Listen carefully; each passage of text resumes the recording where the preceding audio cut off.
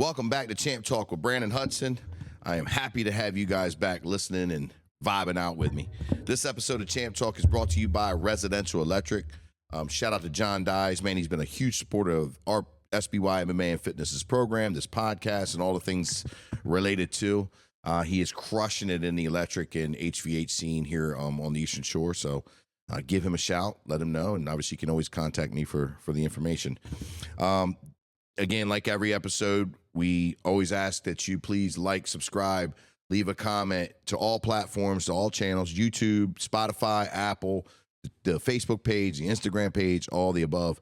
You know, we really need your support to be able to get this out to as many people that possibly could get value from these episodes. And if you do know anybody who would get value from this one, make sure you give them a shout and send it to them so that they can get something from it. So cool. Let's get right into it.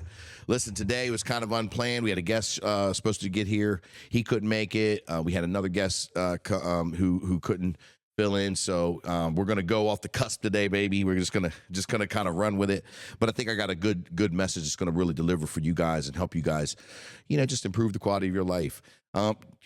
We're today, when you're seeing this, I'm not quite sure when you will, but right now, current real time, this is the day after Easter. So we had Easter Sunday this year, and it was a good Easter for me. It was a monumental because it was also my birthday. My birthday is on 4/20. Yes, it's the National Pot Day. Everybody knows about a 4/20 day. It's kind of funny how I was a convicted felon for selling pot and didn't know that was a big deal until I was like a senior in high school. But yes, that's the case. Also, it's come to find out, Hitler's birthday and Columbine anniversary and all these other weird things that has in common with me. But I turned 44 years old yesterday and had some time to reflect and look back on, where I'm at in my journey, where I'm at with my business, where I'm at with my personal life, my love life, my family, all the above. And, it's funny because the older I get, the more clear it is to me how much shorter the runway is. Where, when you're a young man, teenager, 20s, 30s and stuff like that, it just seems like that runway is so long. But once you start hitting the middle age area, it's like, hey, that runway is a little bit shorter. And and for me, I start thinking about what's more important to me. And yesterday we had a great family barbecue / Easter egg hunt / birthday celebration, all the above. And I had my family there. My kids, my brothers, my mom, my family of choice, the people that really mattered and mean a lot. Who could make it on an Easter Sunday? And it was just it was very unorganized. It was almost last minute put together. My wife and I, we put together the best we could and just winged it and just showed up at the city park and took over a grill and that's where we went. And it was good. It was very meaningful. It was very, very touching to have, those members of my family and family of choice there to spend that time with me when they could have been anywhere in the world. And especially when I can get all my brothers and all of my kids and grandkids all in the same space, it's very, very heartwarming. But I bring all that up because, as we know, it's very cliche to say how important family is and how important, you're supposed to do this for your family and how important it is that you spend time with the ones you love. But do we really even follow that credence? Do we even follow that virtue where we spend all the time we can with our family? Absolutely not. Let's just be real. I know for me, I've been very guilty of taking taking time for granted that I have with loved ones, taking time for granted that I'm doing this and I'm doing that and we'll get to family later and all the things. And it doesn't mean that any of us or myself that feels like that has bad intentions, right? It's just the way that we've been conditioned and how society is, right? And how life is and just all the things. Life is a very beautiful thing. I heard one of the guys I learned a lot from say, life isn't short, it's the longest thing you ever do in your life, right? It just seems like it goes by really short. So we take these moments where we're working hard, we're building a business, we're on an empire, building an empire, we're on an entrepreneurial, journey, we're trying to get above water, we're trying to survive, we're just trying to make pay our bills, all of the challenges that we all face as Americans, as humans. And we find that the family time gets away from us. And then you add the fact that our families are busy and they're trying to do the same things. And you get this combination of just busy ants on an ant farm in an ant colony, right? We're just busy buzzing around doing tasks and duties and jobs and all these things, and we just miss these times that are most sacred, like what I experienced on my birthday yesterday. And why am I bringing all this up? Well, I think we've been kind of conditioned to work, grind, have these rituals, have these routines, go out here and, build this. You've got one life to win. You got to live it to the max. You've got all these conditions that we've been hit with that really does apply to success and to business and to life and so forth. And I think with that being said, if you're not really in the mind, in the space where you can recognize on how much of that should apply and how much of that shouldn't, I think it's really easy to get lost in the sauce and lost in the quest for greatness or the quest for financial freedom or paying your bills or whatever it is that you're in the mix up that you put your family aside to, or the family of choice. When I say family of choice, I'm talking about your friends, the people that are in your inner circle that you consider family. I have family members that I don't consider family because they don't represent our core values or represent themselves very well. I also have friends that can go to my mom's dining room table and eat dinner with her at any day of the week because of the long-lasting relationships that I've built with them over the course of 30, 40, 20 some years.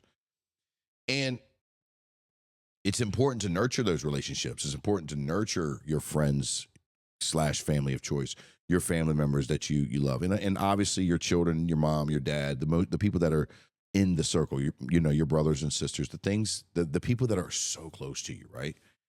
And we get caught up, obviously we got significant others. We have so many elements that just pull from that time. And if you're like me, you feel pulled in all kinds of directions. You feel pulled in, work. You feel pulled in family time, which equates to just getting home and spending time with the people in your home. I have a crazy dynamic where I have, 3 daughters that are grown. I got one daughter that just turned 18 and she's in her senior year of high school. So she's still in the house, but she's very independent. She's got, her whole life ahead of her. I got other 2 daughters that are 25 and 24 that have children of their own. Grandkid time. I mean, we have so many different ways that we're pulled. And then I have a young son, right? Who's 2 years old that, now needs all of my attention and needs the dad that they had and the dad that they didn't have. So I promise I'm going to reel all this in, and I've got, I'm just kind of throwing all the stuff out there to paint a better context and a better story so you guys can grasp of we're all in the same boat. We're all trying to figure it out and trying to figure out this work-life balance. And for the record, I think work-life balance is bullshit. I think balance is bullshit. I don't believe there's any kind of balance when it comes to life and stuff like that because for instance, I'm never going to spend the amount of time I want to with the people that I care about that I am going to with the people that I work with, right? You just, if you say you're working 50 hours, 60 hours a week, even if you're working 40 hours a week, and then you take that with sleeping, 6 to 8 hours every day, that doesn't leave much time on the table for any of us to spend it with the people that are also doing life as well and want to share that time and have to catch them at the right time and so on and so forth. I think it's more about harmony, work-life harmony, life harmony, where I can go hard for a few months in my jobs or in my place of businesses to earn me a few months where I can pull back off the gas a little bit and focus more on family time and activities and stuff like that. So I think it's about harmony, but we're all trying to figure out this work-life harmony / balance thing that we're just so dropped into at this point. And there's no secret that life is just going faster than it's ever gone. You know what I mean? I don't believe that our ancestors went through life going this fast. They had their own set of challenges, but with the amount of luxuries that we have, plus the amount of, distractions and all of the things to numb our minds and to escape and things like that, I think that it's a little bit different for us because nothing really sticks anymore. You know what I mean? Nothing really sets in. We don't have enough time to let whatever we just did process long enough for it to stick and set in to really either appreciate it or learn from it, right? So all of these thoughts are going crazy in my head yesterday. All of this massive amount of gratitude and recognition and so forth. And I got thinking, and I was talking to my brother about this. Back in the day, you were really, in some cultures still, you were really focused on building your family. When we talk about success, right? When we talk about how we do success, success seems to be coming from a space, and I know I've said this many times, where I'm going to be the one to go after my dreams and my successes that I want to almost save my family, right? Or to almost be like the knight in shining armor to bring back to my family what no one else could do, right? We get kind of sold on an idea, and I do believe that there is a one person who is the game changer, is the anomaly. That person is the outlier, so to speak, that, what I mean, changes the course of everything for everybody. But I also think that, and I know that in some cultures and back in the day, it was a collective group to build for the family, because the families, ended up equating to very small townships and very small villages to, kingdoms and providences and all that, as you moved through history and just thought about the bigger picture of how the family dynamic set up, right? And this carried for centuries and centuries. So if you think about that, like back in the day, it was about how the family could better the family name, right? It wasn't just about one person. That one outlier may have produced change, opportunity, and successes, but that also was brought to the entire family, for the entire family to now take those opportunities and add more value and add more of independent dependence upon being a group in a whole, to make that family larger and more powerful and more protected and not starving and all these things for generations to come, right? And it's legacy driven. And I thought of all that while I'm thinking about how, man, we really don't get the time to be able to spend with our families, and this feels really nice. I've got all my family together. This is like a really, really great feeling. And just like all these thoughts were hit me, yesterday, about how, like, that's how it used to be. It used to be that everybody in the family collectively did things so that the family could eat. The mafia was a prime example of that. You think about how the mafia ran. I mean, they was all about the family. Of course, we ain't trying to off people up in here and extort or murder or do anything crazy. But when you thought about how the fundamental breakdown of the family ties were, that's what it was always what's best for the family, right? It was always about what is best for, being able to take care of our youth, being able to take care of our elderly, and then also being able to make sure that we're maximizing our opportunities in our work for prosperity and growth. And it's crazy to me how I've lost sight of that, or I could have lost sight of that. For me, I'm constantly thinking about, man, this job, if I don't, or this business of mine, if I don't show up the next day, if I don't show up tomorrow, it's going to burn down without me, right? Or letting go of the control of, maybe when I hire somebody to do a position, or when I have somebody new come in, that, hey, they're going to do their job, and even if they make mistakes, I'm going to let them make the mistakes, because we're going to learn from those mistakes. And then maximizing the times that I do have free from what I'm doing with that time. Am I doing things that, move the needle to make me a better human and make the family better? Am I doing things that are most profitable with the times that I have free, right? And I know I'm jumping around a lot with this episode, but I want to really, again, paint the picture of where our mindsets are when we're sitting here trying to kind of go through and meander through life, and why we're doing everything that we're doing, right? Because the other thing that I thought about yesterday, and I tell you, there's this great clip from Landman. It's a new show with Billy Bob Thornton, and it's about, like, the oil industry out in Texas. And the first season had this great clip where the billionaire oil owner, he was in the hospital, And this clip actually goes around in memes and is making its way around social media. But he was in the hospital from like his third or fourth heart attack, and he's not that old, so he's not like he's elderly. He seems to be middle aged, still getting it, and but his stress and his lifestyle and all the things have I'm assuming caught up with him over the course. They don't give you much context what happened beforehand, but that's the only thing you can assume. And Jerry Jones, the owner of the Dallas Cowboys, is in this scene, and he's sitting in the hospital with him and Billy Bob Thornton, and he's visiting him and kind of giving him life lessons. And Jerry Jones is playing Jerry Jones in the show, and man, he just had a powerful message about in the event when all this money and all the success and all these things that we work so hard for, and all these people that we please, and all these friends that we have, and all these people that come in and out of our lives, and all the ever good things of life that we go through, the ups and downs and everything in between, when you're in your final days and on your deathbed, who's going to be next to you at your bedside? And the irony of the scene was it was just Billy Bob Thornton and Jerry Jones at that moment. It wasn't his kids, and he loves his kids, and he's had his kids back, but his kids, it showed a scene of them partying at the house, being able to drink. And it's just, it's got that obvious note that maybe he wasn't the most involved dad. It was all about providing and having stuff. I think he was at a track race and he missed the run. He was on the phone with business and things like that. So there was a lot of symmetry of, what he was and wasn't doing while chasing greatness, and who he was and wasn't for his kids. And that scene has just been really sticking out with me lately, especially being such a high-performing entrepreneur, especially being on the quest for greatness myself, especially having so many people that are relying on me and I'm responsible for. And it's like, man, who do I want next to me on my last dying breath?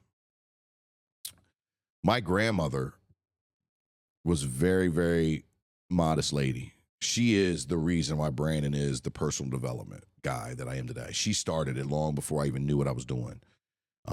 She was my person. I love my mother to with all my heart, but my grandmother and I just had a different relationship, right? And this doesn't take or give away anything to anybody else. It's just that was my person, and she worked on me. She worked on me from the time I was a little boy, spending the night on weekends, taking her trash out for her and learning manners, to the times that I was locked up, calling her, promising her that I wasn't going to go back to selling drugs. She had been in my corner and accepted everything that I had done and who I was forever. And it didn't matter what I did. I was her baby. And I like to go on thinking I was her favorite, but my cousins and family members would argue with me. But she lived a very modest life. You know what I mean? She divorced with my grandfather about 30 years before she ended up, maybe even longer, maybe 40 years actually, before she ended up getting her own place and being single. So that was like, or before she died, excuse me. So that was, she lived alone. She had, one boyfriend that entire time, maybe two, but she was a traditional old fashioned kind of gal, and all she needed was her family. She rented her house. Her cars were paid off. She had nothing in the bank when she passed. She didn't live poor, but she lived well in her within her means. And when she died 7 years ago, she did get to witness me, or maybe 8 years ago, she did get to witness me, make the start of the change in the man who you guys get to witness and see today, right? And when she died, she had passed from OCPD, and that basically, is a lung thing from smoking and so forth. And luckily, when she was put on hospice, everything was very aggressive, right? Meaning that she didn't have to sit and suffer for so long. And it was obviously a very difficult time for a lot of us. And she had been diagnosed with OCPD, and then she was all good, but then like most smokers, she didn't stop smoking, and then it just started hitting home where she was losing her breath. And, she wasn't very old. She was 76, 77 years old, 75. I mean, she was elderly, but she wasn't like this. She could move around. She had a lot of life in her. And when she got into the hospital and they started putting her on the ventilator, when she left that ventilator, she was only there for about a week. Now she had to be put on oxygen. You know what I mean? And that was the beginning, right? So we from that time period to when she died, I would say was probably about a 6-month time period, right? And then hospice came involved about the last 3 or 2 months that had happened. So again, when I say that it was very aggressive and we were blessed that it happened, one of my biggest fears is not being able to breathe and watching her go through what she went through. So anyway, she had her final days, and it was in her home. And she lived in her home for 30 years, and she rented that home for 30 years. It was in her home. It was in her bed, and, it was with her family around her. This poor old lady who, on paper didn't have a pot to piss in, nothing she owned, ended up spending her final days with all the people that she loved and all the people that loved her. And bless her heart, man, I'll never forget this. It was probably one of the most painful moments I've ever had in my life. 'Cause she wasn't stupid, you know what I mean? And she wasn't incapacitated. So when she was in her bed, and everybody visited her, she knew what time it was. She knew that the end was near. And bless her heart, man, she looked right at me. We were all in her bedroom one time, and we were all hanging out. And, this just sharing stories and laughing and stuff like that.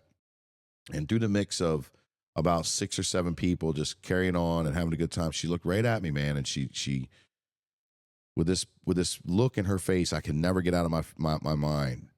And she just looked and she said, "Branden, I don't know what happened. I don't know what happened. Why?"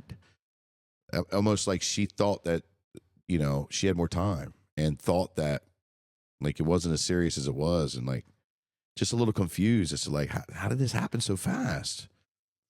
And that was a tough statement a question that was ever given to me. But she was there with her family, the people that made her rich with love, made her rich with the person and the character that she was. And she passed about a week later, maybe 2 weeks. That was the last day that she was fully coherent before, we had to start administer morphine. And because she was going through these episodes where she just couldn't catch her breath, and it was so bad that it would keep her worked up, which would hurt her breathing as well. And, that was the last time I really got to spend time with my grandmother. And when she passed, I was at peace with it, right? I knew, one, that myself and my cousin were in charge of the funeral arrangements, and I knew that the responsibility, and I got tired of giving my grandmother morphine. In full transparency, I thought about giving her more morphine than they required for the dose, and taking her out of her misery. I know that's what I would want somebody to do for me, but I didn't know if I would get in trouble and get called, and my moral compass said maybe I shouldn't cross that boundary. But that thought crossed my mind many, many times because we had to give her care. We rotated shifts on being with her. And so I was ready. I was ready for my grandmother to be at peace, because I knew that the strong woman that she is and the prideful woman that she is, that this isn't the way that, she wanted to live her life. So when she passed, I immediately went into leader mode and, being the rock mode and being the strong person for the family, because my mom wasn't worth a fuck. My mom was crushed. She was devastated. My mom is my mom is just like my grandmom. So she has a tender heart and a loving heart. And she was just crushed. You know what I mean? And everybody else was crushed, rightfully so. This one was very important. So I went into take control mode, and just like any man would do, I suppressed those feelings in the back and worried about them later. And I didn't know what the hell I was doing. I was never buried a loved one. So, we had to call the funeral place. We had to call somebody to pick her up. We had all these arrangements that I'm learning on the fly that I'm doing. And thank God that there was people that had been through that and helped me. And then we get to like the whole arrangements, right? And what we did is because my grandmother was so poor that she just wanted to be cremated right away. And that's it. She had a $10,000 life insurance policy she left to cover the cost of that and give my mom, me, and my cousin a couple $1,000s, which, I mean, we just forwarded that. And, it was like, thank you. But, that she just did it for the formality, what I'm trying to say, right? And so we had about a month before we did the memorial service, right? So in that time that she passed away and in the month to come, I got calls from so many people that I did know, I didn't know, all of these elders, right? All of these elderly people that I never knew. And the calls that I received, 99.9% of these people knew how much I meant to Judy and knew who I was to her, right? Because she bragged about me even when I was in my darkest moments. And man, I'm kind of feeling a little bit of emotion, so bear with me. So anywho, all these elderly people would call me, and it was a little bit of a burden, but it was a really actually a insane relief, right? And they would call me and tell me how much my grandmother had their backs in the most down time of their lives, the most hopeless times in their lives, that my grandmother, this little old poor woman who had not a pot to piss in, was their rock and their strong point and had their backs and poured on the amount of love and support and realness. My grandma would cuss your ass out in a heartbeat. She did not pull no punches. She cussed like a sailor. She smoked cigarettes every day and drank coffee morning, lunch, and dinner. Right? She was a fucking man's man, right? But they would just talk about that. She just had their back, and she would give her the tough love, but she would give them the support, and that she was the one that got them out of these really, really tough situations. And then on top of that, when she talked to them, they all said the same thing, that when she would talk to them, no one in the world existed but that person that she was talking to, and that she made that person feel seen, important, heard, and that they could take on the world and get through anything. And that was a huge, huge grace given upon me from God to be able to get that opportunity to hear those stories, countless stories. You know how old people are. They just want to talk, right?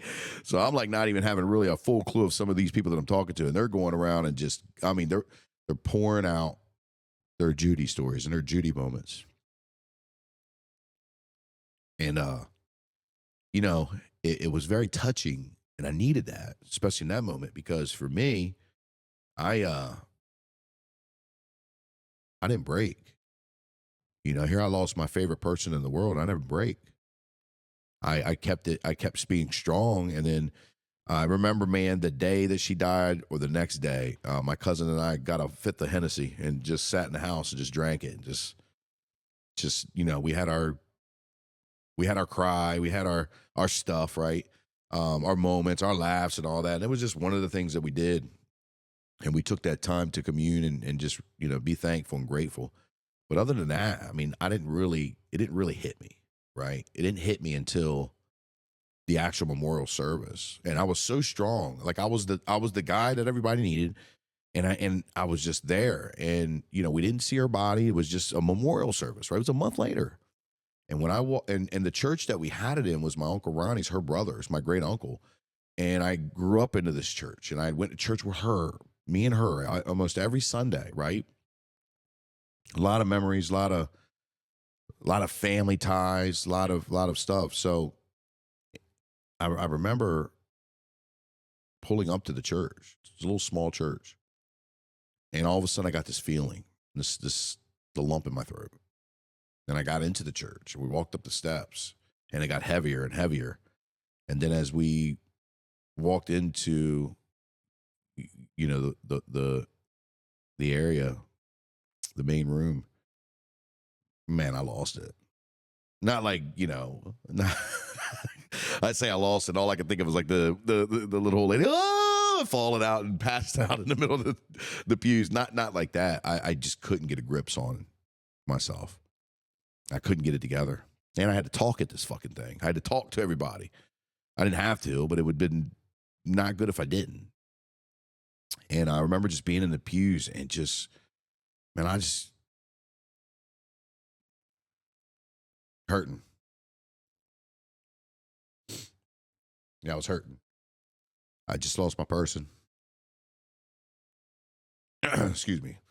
So anyway, I finally, after everybody talked and it was crazy because it felt like everything that I put and suppressed, that's when it came out. That's when it decided to hit me. You know what I mean? Which I should have known and should have expected. And I probably did know and expect, but I just could not really get, I don't know. You can't beat life. You can't beat God. You can't beat the times. You're human. We're all human. You're going to go through it. And I was able to get up there and say some words and I made some jokes, you know what I mean, to kind of lighten the mood and get me through it, because Lord knows I wasn't worth a fuck. And then I recited those messages to everybody about all the calls that I received and, how right now she wouldn't want any of us crying and she'd be calling us all a bunch of pussies and all that stuff. I said that in church. Oh, man, Father, forgive me. But I talked about, that experience of what that felt like and looked like and so on and so forth. The reason why I'm bringing all of this up is here we are, most of us, caught up in a life where we're on our grind. We're on our day-to-day. We're out here getting it. We're out here building empires. We're out here, providing for our family. We're doing all of these things. Are we really taking the time to invest in the people that we care about the most? Am I gonna be able to have the ability to be on my deathbed when I'm old and all of my family next to me pouring into me like that day? Or am I gonna be the business tycoon that I saw on Landman, dying alone? See, my grandmother didn't get these people in her room because we felt sorry for her. My grandmother had all of us come, and it wasn't just that day in the room. It was the whole time she was at her house, and we knew the end is near. Countless people showed up. Countless people visited. And I know because my mom, myself, and my cousin were there the whole time. And countless people wanted to come in and say goodbye and tell her how much they loved her. And they all cried. Nobody. My Uncle Ronnie is one of the greatest men I know, right? He is one of the greatest men I've ever met. And he's the passion. He's her brother. And I've never seen him upset. And he probably gets upset more than I know. And he was upset the day she gave her final words of confession and forgiveness. And man, dude. And he does that all the time. So, I mean, he's a pro, but man, people did not show up because they felt sorry for my grandmother. They felt like they needed to do that because of whatever. They did that because they loved her and because she had spent a lifetime being maybe poor when it come to finances, but rich when it came to love and rich when it came to family. And she had her struggles with her own family and her kids and all that. And that's not my story to talk. But at the same time, man, the people that were with her and in her life, unbelievable. Unbelievable the amount of love and appreciation and support that not only did they give, but I know that she gave them. And as I began this, again, she's responsible for me. I would have never been able to recognize humans and emotional intelligence and doing the right thing and doing what's right had I not had her to help me through all the pain and sorrows and the things that I've been through. So I wonder and I question, is all of this grinding and pushing to the maximum and all that stuff, is it all the right thing to be doing?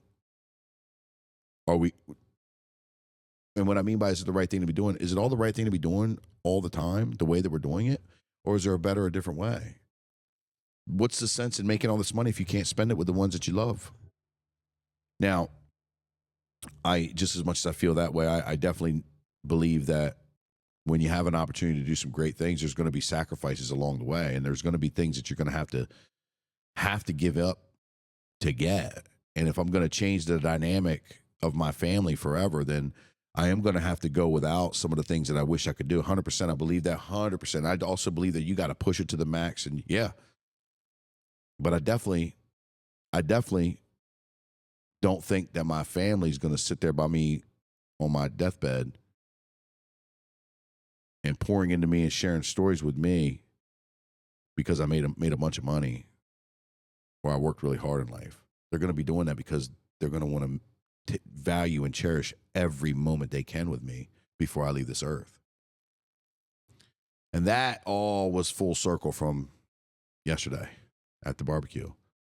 That was the big full circle moment for me of how great it felt to have my family there and how much we just enjoyed each other's company and enjoyed each other's time together.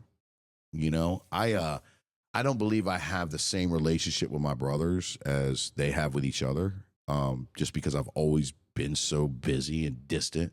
They always know I love them. I know they love me. We always had a great relationship. My oldest brother is probably, you know, I spent more time with Jacob. You know, we have a more closer relationship than me and Justin have a closer relationship with Connor, but nothing is like not there. I just, where I'm getting at is, but I watched them as they all communicated and hung out and chilled and stuff like that. And it was cool to see their relationship and them being able to bond and stuff like that. And Connor and Justin are really, really close, and Jacob and Justin are close, and we're all close, you know what I mean? But it's just like, it's cool to watch. Even if it's for me, I get to see my brothers enjoy time with them because, again, we all just don't get the time anymore. And I really challenge you guys to really think about what I'm talking about today. You know, this is just my story and my perspective, right? And who knows if I'm right or wrong. I do know that I still wouldn't get emotional the way I am today about the stories that I'm sharing with you guys and the vulnerabilities I'm getting on here today if it really wasn't real and it didn't mean something. It isn't because I miss my grandmother. It isn't because you know what I mean? Of course I miss her and I would love to have another conversation with her, but I'm also one of them kind of people that I can accept death because I've experienced so many people who've died that I've cared about as a finality and as it's over. You know, yes, I'll mourn, but I do understand that. I don't hold on to that for a very long time. So it's not the fact that I miss my grandmother why I'm getting so emotional.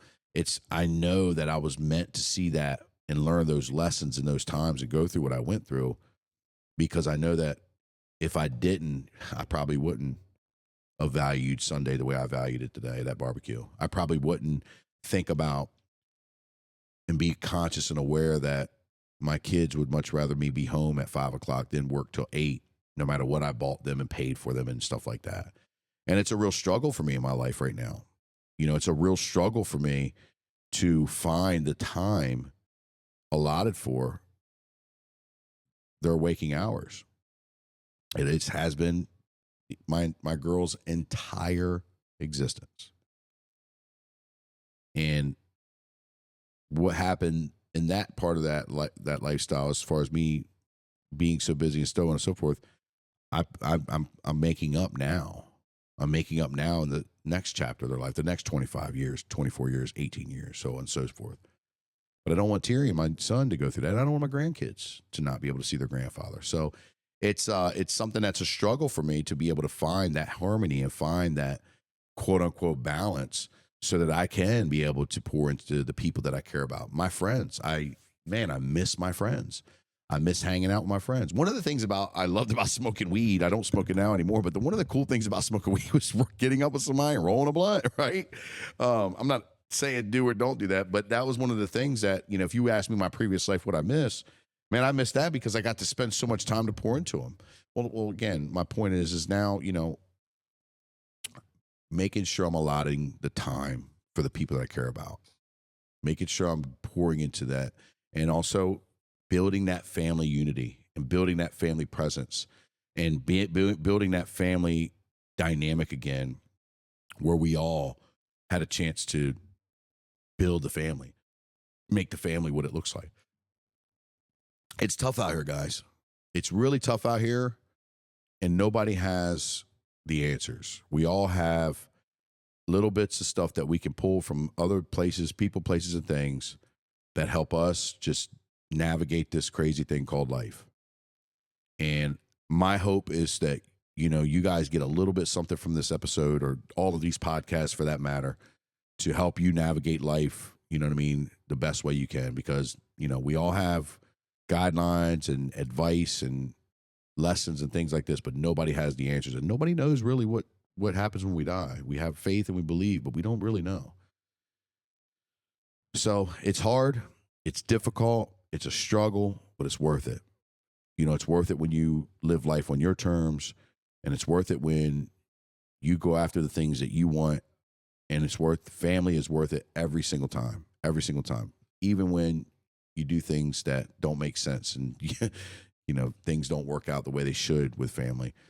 Those are the ones that are going to be there at the end. And those are the ones that are going to be there unconditionally and that have your back, and that, don't give a shit if you're on a podcast, or you're a cage fighter, or if you're a motivational guy, or if you're in real estate, or you done any of that. They don't care about the championship belt.